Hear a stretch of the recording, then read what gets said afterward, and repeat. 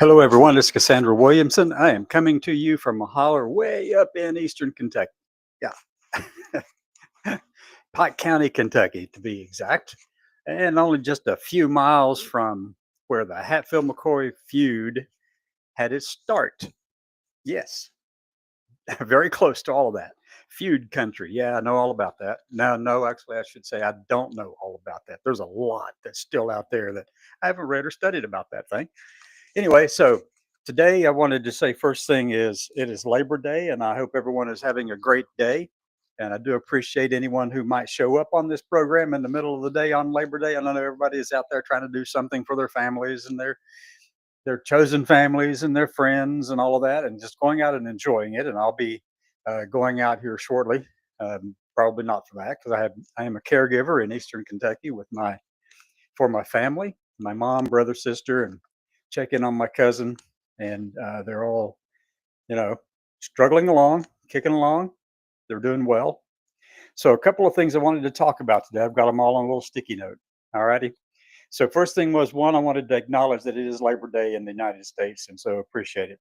Another thing that I noticed over on Fox News earlier today was that they were talking about the need to push back against isolation within echo chambers and the fact that people have a tendency to go into them and stay there and don't invite any other kind of opinions in, that there is no ideological diversity, there's no independent um, diversity of thought, no viewpoint diversity. They get stuck in there, and the gatekeepers keep everybody all in line. Well, that's true, but they were saying on Fox News Live today, they were saying that it was something that's more endemic to the Democratic Party. Well, no,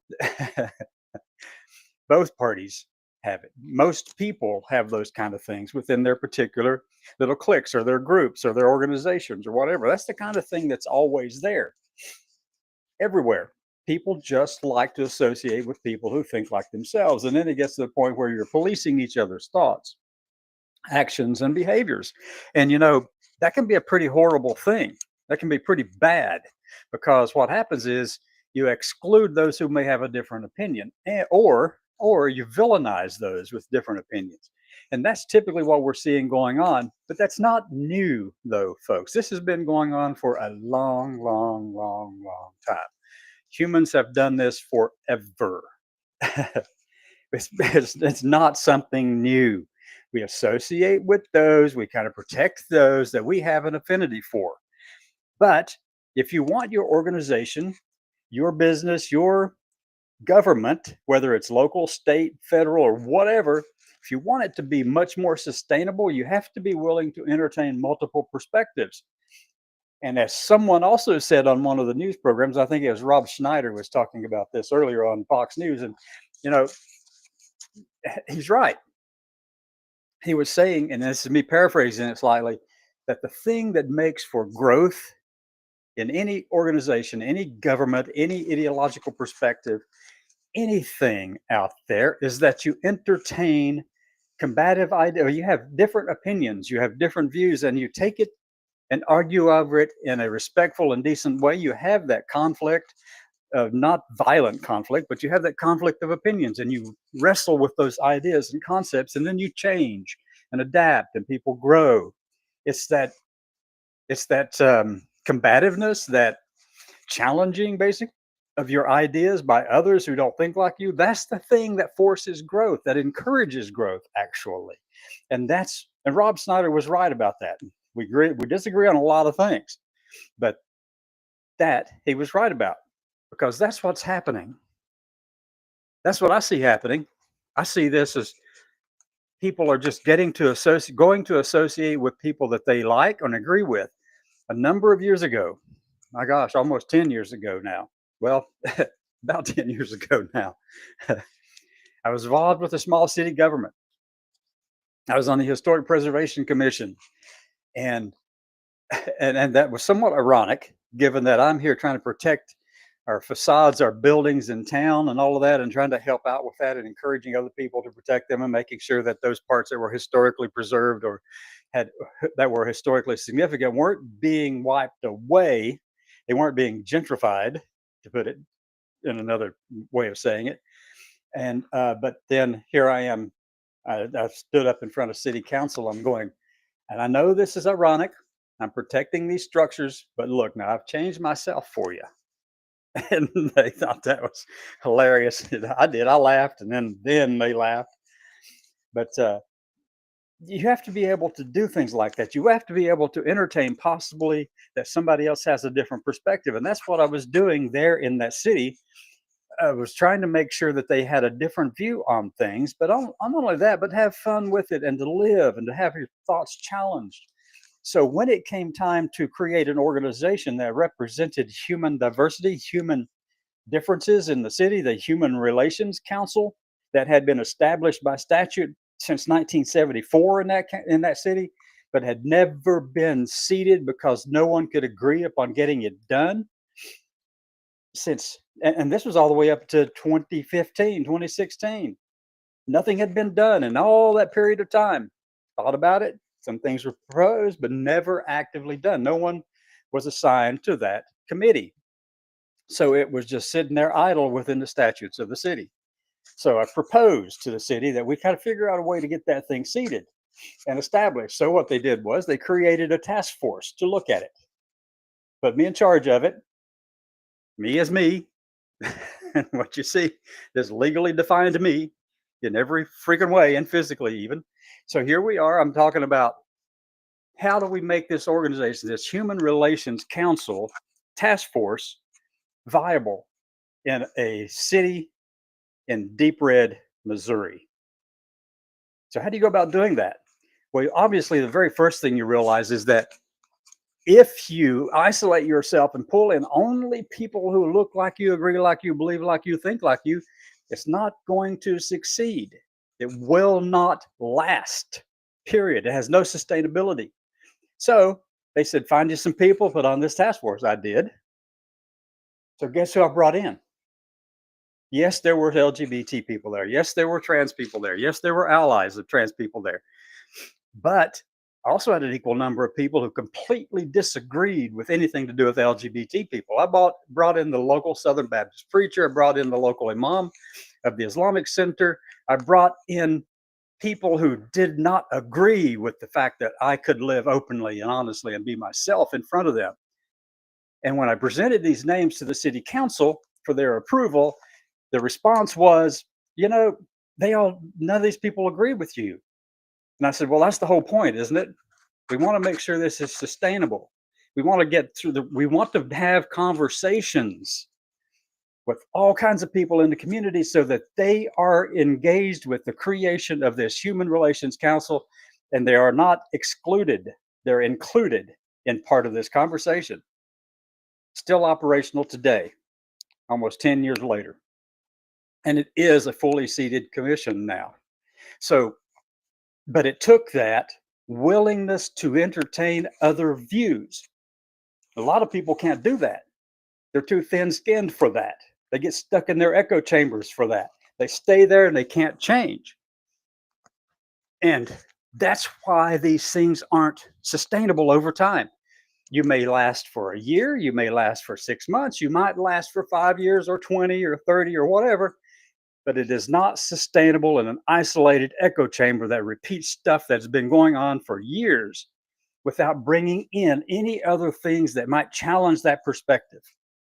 That's what makes things last. That's why this nation, the United States of America, is one of the best on the planet. Because we were founded by a bunch of people who had different ideas, all kinds of different perspectives. There were slave owners and abolitionists. There were Federalist and states' rights people. There were no women. There should have been. There were no black people. There should have been. There were no Indians, American natives in this conversation. There should have been. It would have been even much more successful. It was successful up to a point because then you had to wrestle with some of the identities that we had failed to address earlier, that Jefferson and everyone else knew was a problem, but put it off for another generation. So we addressed all those things, but we still have a lot of problems. But how do you solve that? You solve it by confronting and talking with people who don't look like you, believe like you, think like you, any of those characteristics. So you need diversity of thought. You need you need ideological viewpoint diversity. Then that extends even to religious beliefs. But you have to set you have to set the stage for these kind of conversations and this kind of thing of bringing in additional people into the conversation. One is you have to find a place where they can say to the entire population that, look, you know, mine might not necessarily be the only way to do things. I'm willing to think and talk about other ways and maybe even changing some of my own thinking. And that's difficult for a lot of people. Now, this is something I want to address right now. Let me switch to another image on the computer. Hold on a second. I'm my own person here doing this. All right. So, next topic. Let me get a drink here so I can catch my breath.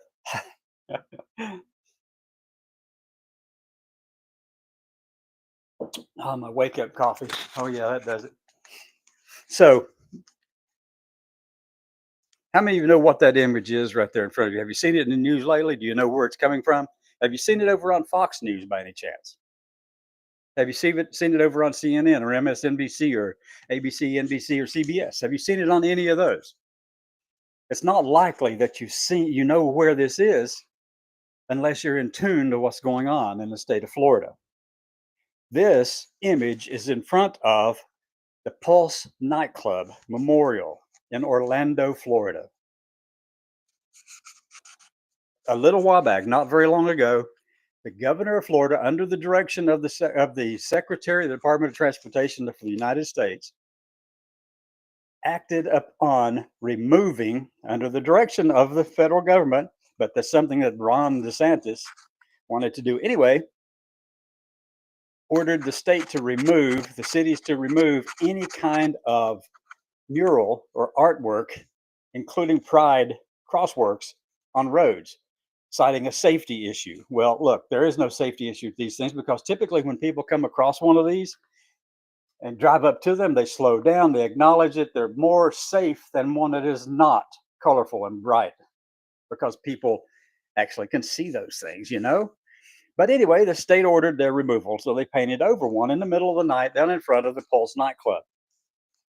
Recently, as in a couple of days ago, a man decided to strap some chalk to his shoes and he walked across that blackened out mural and put in some colorful places on there, and he was arrested and taken to jail. A judge ordered his release because there was no grounds for his arrest, and the police released him without charge. Community activists there in Orlando and around the region and that part of Florida all came together and they repainted it. They rechalked it. The chalk would erase when the rain came in, so it would go away. But they put police out there to prevent people from doing that again, to paint it, threatening to arrest them. But you see, this is a trend that we have known is coming. It was projected and announced loudly in Project 2025, the Mandate for Leadership from the Heritage Foundation. Kevin Roberts, the president for Heritage Foundation, within the forward by page 3, 4, and 5, had already identified things that he wanted done across this country. He wanted to eliminate LGBT people, particularly trans people. So that's where we are today. This action is that in front of a memorial to the 49 people who lost their lives at the Pulse nightclub. Stripped away part of this acknowledgement, stripped away part of the thing that actually makes them, at least gives them some sense that there are allies out there, that there is some peace, that they can be who they want to be freely in this country. And I find it disturbing that so many things having to do with LGBT people, particularly trans people, have been under attack cruelly from the federal government and many of these red states. They don't want LGBTQ plus people to be seen, heard, or have any kind of representation. At the Stonewall Club in New York in Greenwich Village, Stonewall Club were the riot that actually began the process of getting freedoms established for gays and lesbians, which was started by Marsha P. Johnson and a friend, forget her name, who was trans. They didn't have that word then, but trans. They're the ones who got this thing going, folks.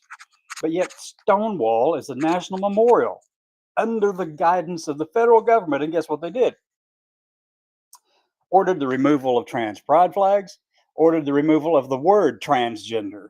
Why? No good reason. No good reason at all. None. There is no reason to justify that. It's cruelty, period. That's all it is. So, this whole thing, all of these attacks on LGBT people across the country in Florida and Stonewall and everywhere else is going on. This is a narrative that has been promoted and pushed by the Heritage Foundation and Kevin Roberts at the Heritage Foundation. It's been pushed by the likes of Matt Walsh, an influencer over on Twitter, and Doug Jones as pastor of this church that Pete Hegseth is a part of. The extremists are running our country. What do we do about it? Well, you're going to have to do something like what some veterans are doing in front of Union Station in D.C. There are some veterans there who have been there for 2 weeks protesting the National Guard federalization of D.C. It's not going to change anything, but they are standing on principle. They're not being violent about it. They're standing on principle. It's kind of reminiscent of the let me see, the big parade. It wasn't a parade. It was more like let's see, a march or something that took place in D.C. when the soldiers from World War II, World War I wanted their pensions, but the government had decided not to give it to them, and they marched on D.C. Kind of reminiscent of that, but there aren't many of them because right now a lot of people are actually in agreement with a lot of the stuff that Trump's doing. And it's true there is a crime problem in the country. It's true that there is a gun violence problem in this country. But the guns aren't the thing killing people. It's the crazy people pulling the darn trigger. But yeah, there are also far more guns in this country than there are people in the country. So you're not going to be able to strip away anyone's rights with guns. You're not going to be able to regulate it in any justifiable way that can actually solve a problem. No, you're not going to. It's a waste of your time, waste of your energy, even go down that road of talking about it. So we have to address the root causes. Most gun violence is a mental health issue. And not because they're trans or non-binary or anything like that. There haven't been that many trans shooters causing mass violence and mass shooting incidents. Since 1966, 0.11% of mass shooters were trans or identified as trans. 0.11. The vast majority are straight men, both black and white and Asian. Some women in there, but the vast majority are just straight men causing all these problems at schools and shooting up things and being violent. So we've lost the narrative on that. At least we need to figure out a way to push back on it. It is a tough thing to do, to push back on something that has been pushed about and pushed about and pushed out for so long. But these veterans in D.C. in front of the Union Station have been going there for about 2 weeks, roughly. Well, and being nonviolent about it, while their message is good, won't change what Trump is doing. So how do we change it? Well, that's a conversation for another show. Come back again tonight, 6 p.m., and let's do this again. Have a great day, everyone. Bye for now.